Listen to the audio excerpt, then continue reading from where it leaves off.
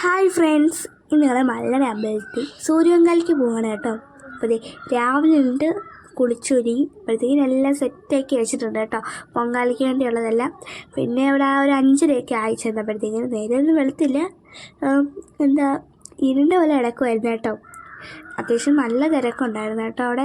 നല്ല തിരക്കുണ്ടായിരുന്നെന്ന് വെച്ചാൽ ഇനി ആൾക്കാർ വരാനുണ്ട്. ഇപ്പം തന്നെ അത്യാവശ്യം നല്ല തിരക്കായി, ഇനി ആൾക്കാരൊക്കെ വരാനുള്ളതാണ്.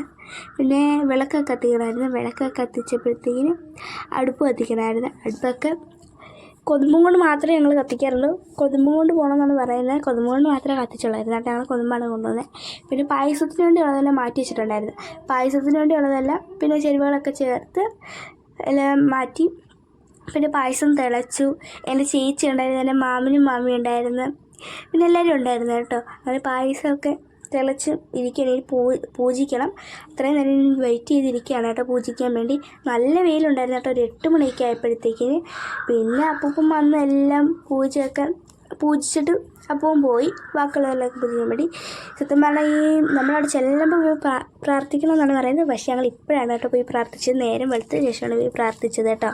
ഇവിടെ പൂക്കളും കൊണ്ട് അലങ്കരിച്ചിട്ടൊക്കെ ഉണ്ട് കേട്ടോ. പിന്നെ ഞങ്ങൾ അപ്പൂവിനടുത്ത് മനസ്സുകൊണ്ട് നന്നായി പ്രാർത്ഥിച്ചിട്ട് തിരിച്ച് വന്ന് വീട്ടിലേക്ക് പോയി.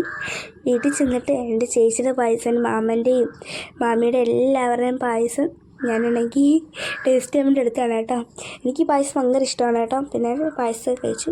അപ്പോൾ എല്ലാവർക്കും ബായ്.